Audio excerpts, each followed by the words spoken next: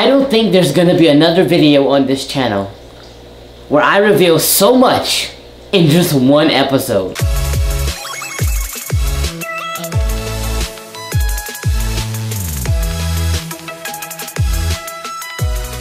And what's up, Alfonso Nation? It is Alfonso Peterman here today, and welcome to another episode of my Approaching TF5 series.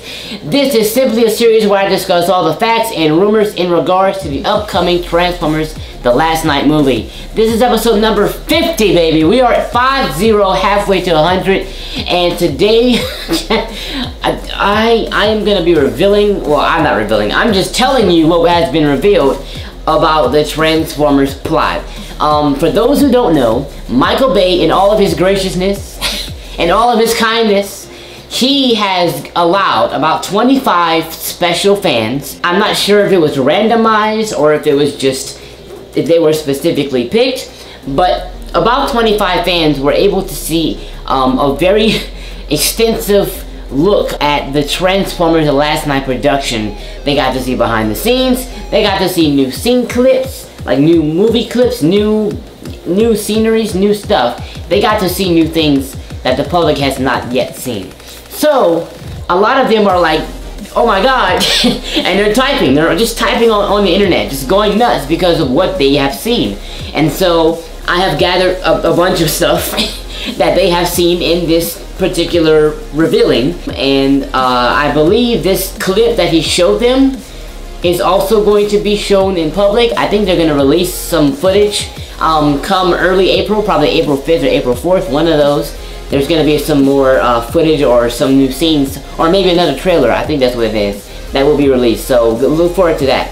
But what I just read, y'all brace yourselves and let's begin. So basically, I just want to start off with saying, we have been saying for a very long time that Optimus Prime could possibly be the Last Knight. Some of you say that Megatron was the Last Knight because he had the Megatron and he had Knight written in Cybertronian hieroglyphics on his head. Some say Bumblebee. Myself included. I'm guilty. I even say Bumblebee might be the Last Knight because, hey, he might kill Optimus Prime, he might be victorious, and, you know, he's a Knight. He's the Last Knight. But because of what was released, through this revelation, through this whole encounter with Michael Bay, it has been confirmed that the Last Knight is not Optimus Prime. The Last Knight is not Bumblebee. The Last Knight is not Hot Rod. It's not Megatron or Barricade or Cogman or Squeaks. The Last Knight is Cade Yeager. You know what? Can I be honest? I had no idea. I had no clue whatsoever that a human would be the Last Knight. To me, it's like, you know, knights. I think of knights like, you know, the knights of Cybertron. But Cade Yeager is the Last Knight. I'm gonna talk more about him, but I want to start going through the other things that was revealed through this, so we can really like break it down at the end with Cade Yeager. So basically, we have seen Canopy. We've seen Canopy in the teaser trailer and some other snippets here and there. We also seen Canopy in the We're Covered scene that was released at the Kids' Choice Awards, where Isabella was being covered. So this here provides more detail about who Canopy is, what is his role, and like why is he even relevant. Okay, so this is what he is. So basically, Isabella is a survivor of the Battle of Chicago. Okay, she's a survivor of Dark of the Moon, of that big, huge, massive invasion of the Decepticons, and of course, the end battle involving Sentinel Prime and Optimus Prime. That was a major battle. That was a big battle. Probably one of my favorites. So Isabella survived that battle. Unfortunately, her family did not survive that battle. Her family was lost in that battle. Apparently, her entire family wiped out at the Battle of Chicago. So, Canopy is Isabella's protection. He is like her bodyguard. He protects her from any type of threat, whether it be Transformers Reaction Force threat or Decepticon threat. Canopy is her shield. Now, Canopy is not really a warrior or like, you know, a soldier that goes and fight. He's more of a shelter. He's more of, you know, a place to seek refuge and escape, or a place to hide. That is what the rubble on his back symbolizes. he's blending in with the wasteland around him. So she is basically being protected by him after she lost her family. Now Kate and Bumblebee is the one that is going to save her. They're gonna find her and save her. So, and that's kind of, you know, you can see that in the Fight Like a Girl trailer. We're family now. We're gonna take care of you, I promise. And then you hear Crosshairs.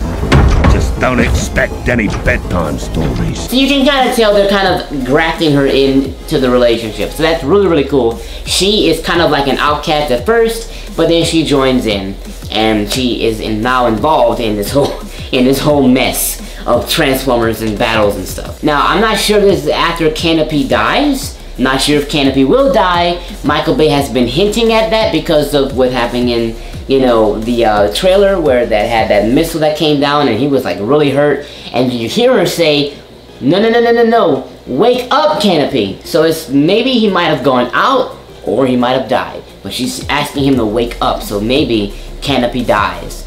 He might be he might be like a clip jumper. Like Clip Jumper in Transformers Prime, how he literally was seen in the first episode and died in that same episode. Like he had no chance, he had no relevance whatsoever. So maybe Canopy is like our Clip Jumper. I hope not. I want to know more about Canopy and learn more about him, and hopefully he sticks around. But you know, Michael Bay, he just kills robots off and it makes a really good sad scene. So Canopy is understood to literally transform into a rubble-covered canopy or a shelter. Hence his name, Canopy. So he really probably is only shelter. That's all he is. He's just a disguised Autobot.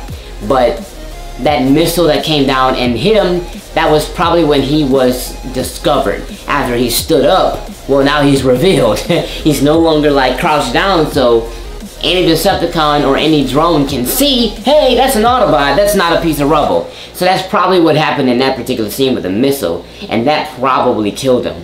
Not sure, because he's not really a warrior, and you can kind of tell he has some fire in his chest, so he's like really, really wounded. So not sure if Canopy will survive. And then the scene switches into a chase scene involving Cade Yeager, Isabella, and Jared Carmichael's character. And they're being chased by drones. Now, when I read that, drones, I knew immediately. That's the same drones that we saw in that trailer when they were coming up and they were going out. That's probably when they were going out to find them. But these particular people saw the scene where they actually found them and they were chasing them. So the drones are now chasing Cade, Isabella, and Jared's character. They are possibly Transformers Reaction Force drones. I truly believe that personally, because that's military equipment, number one, and number two, the TRF are like a specialized force that's really good with surveillance. So drones are like perfect for surveillance and scoping out remote areas. So I believe that's the Transformers Reaction Force drones that are seeking Autobots to destroy. So that is what they did. So they were chasing, and of course they encountered Cogman in an elevator. So they're running from the drones, and they find Cogman. Okay, maybe he's transformed in an elevator, or maybe he's just standing there. I don't know how that encounter is gonna happen, but they will encounter Cogman inside of the elevator while they're running from these drones. Now apparently around that same scene, a drone literally knocks Cade Yeager out of the window, out of the glass. He breaks the glass and he's falling out of the building. That is the exact scene that you saw in the trailer, where he's falling out of the window and you can see the drone pushing him out. So apparently they saw an extended version of this scene, and apparently the drone pushes Cade out of the window and Cogman plummets down. So he jumps down to save him. He saves Cade and he breaks his own fall, and that's when he introduces himself. So that scene that we saw, that was basically the introduction of Cogman into the story, or into the lives of the human characters. And then in that scene where Cogman is introducing himself, Bumblebee and Crosshairs, he joins into the scene. So that's pretty cool. Now one thing I read is that Cogman is shorter than the average human. So this guy is not really like a farmer, like a 30-foot tall. He's like smaller. He's probably like my height, Cogman. So I don't imagine Cogman being a major contributor to the battle. He may be a major contributor to the plot. He may know a lot of things. I'm not sure if he's gonna be like the driving force of the battle because he's pretty small. You know, like Wheelie can't do anything. Wheelie can't do anything. He's Wheelie. He's a little toy truck. But his intelligence can help at some extent. So maybe that is where Cogman is gonna kind of incorporate himself in the film's plot, but not really sure how he's gonna really fight if he's like smaller than me, you know? I mean, I don't know. One thing I also read is that Cogman is a headmaster. Michael Bay, in all his graciousness, he actually explained who Cogman was and what he really does. Cogman apparently, allegedly, he rips off other Transformers' heads. Like what? Literally what? He ripped off their heads. And it says this, I'm reading word by word. And then he becomes their head. So I don't know if that means like he rips off their head and then he scans it and then his head transforms into their head, or if like he rips off their head and his whole body transforms into a replica of that head. No freaking clue. You know what? I was like, I was like, wait, is this like a troll or something? Did they just like copy and paste that off of like Titan's Return? Because I'm like, okay, he rips off another Transformer's head, but then like, in order for like your head to change, it's like either you disconnect yours, or either it's like a head transplant, or or maybe you just like transform into it, like it just like morphs. That's what it says. So if you guys know what that means, hit up your boy, because I'm not really sure what that's about. Another scene that they saw was that Bumblebee and Kate Yeager arrived to the castle, which may be the home of Sir Edmund Burton, which is Sir Anthony Hopkins, but he's playing Edmund Burton. That's his name. So apparently in the scene, Edmund Burton says, and I quote, "You want to know why the Transformers keep coming to Earth, don't you?" So it's probably the same thing that you heard in the trailer. You want to know, don't you? But they probably cut out the why the Transformers keep coming to Earth part. And he says that as if he knows why. He knows why the Transformers keep coming to Earth. So maybe Sir Edmund Burton understands the legend. He may have, actually, I believe personally, he has major details about the history and about why they keep coming. He may be what John Turturro's character, Seymour Simmons, was in Revenge of the Fallen, whenever Sam Witwicky went to him to see what was going on with all of these symbols all over the world. And Simmons, aka Robo Warrior, explained to him, hey, these were seen all over. So he was kind of showing him around the history. So he was like a really good source of information.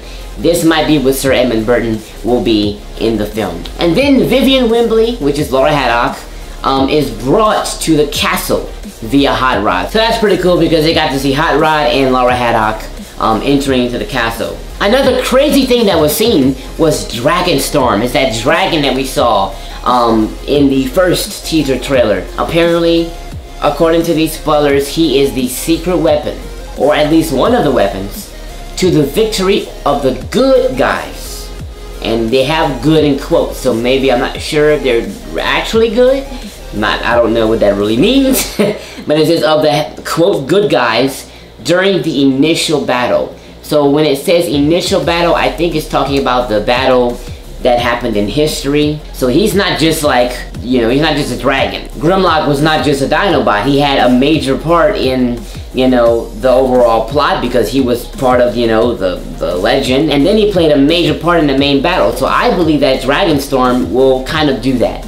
Because apparently Grimlock is not going to be doing that. Grimlock is in a junkyard. I don't know what's going on with Grimlock. I don't know what Michael Bay did with that side of the story. But that is what Dragonstorm is. Another thing after that, they saw the Knights of the Round Table accompanied by the Cybertronian Knights. So they saw that conjunction, that collab. They saw all of these knights together in one scene. During the time of King Arthur's reign, which is way back in history, along with the 12 Knights of the Round Table, there's 12 Knights of the Round Table, right? There were 12 Transformers who fought aside them. So in that scene where the Knights of the Round Table were seen, accompanied by the Cybertronian Knights, that could be that particular scene in history when they were accompanied with them and they fought with them. So that is an interesting thing there. Now back to Cade Yeager. Cade Yeager is an interesting little story with him. It's going to be a lot more than I expected with Cade Yeager's story. Cade Yeager did not know at first that he was the last knight. He later discovers that he is the last knight. So how did he discover it? Well, a scene was revealed to the people who are watching the behind the scenes where Cade Yeager actually finds a strange looking medallion from a dying Transformer, okay? Now I don't know if the dying Transformer is Canopy, as he was dying after being badly beaten, and that's when Cade finds Isabella and he takes her in, and then Bumblebee protects her and he finds the medallion from Canopy. Maybe Canopy was protecting this medallion, or maybe it was another Transformer that he saw had a medallion. Now apparently it turns out that this medallion that he found is a seal left behind by King Arthur.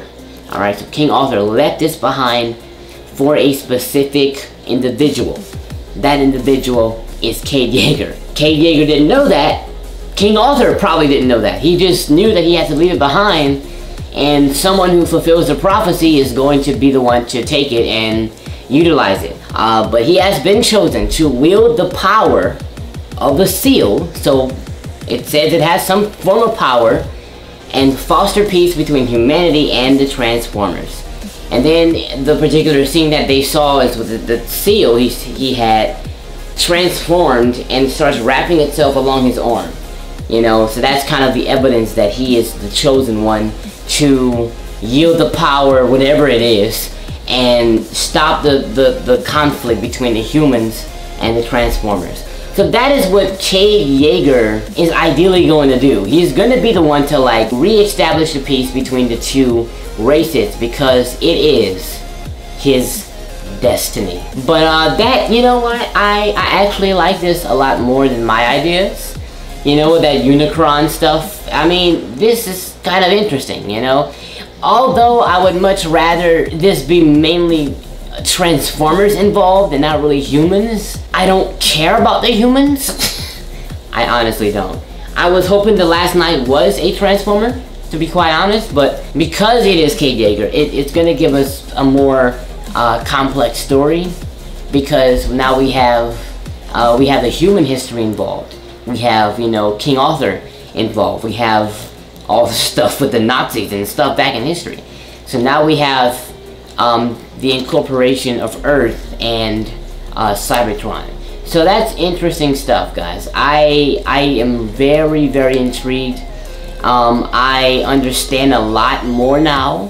Now when I watch the trailers, I kind of get it. I get what I'm looking at. I'm not just watching a bunch of action scenes. You can kind of put the scenes together and say, okay, I know what's going on here, based on these spoilers that were released. So thank y'all for watching. If you haven't liked this video already, why? If you haven't subscribed already, why? If you haven't left a comment already, why? Do those things, and I will be a happy, happy sailor. So yeah, guys, thank you for watching. My name is Alfonso, and I will see you in my next video. Au revoir.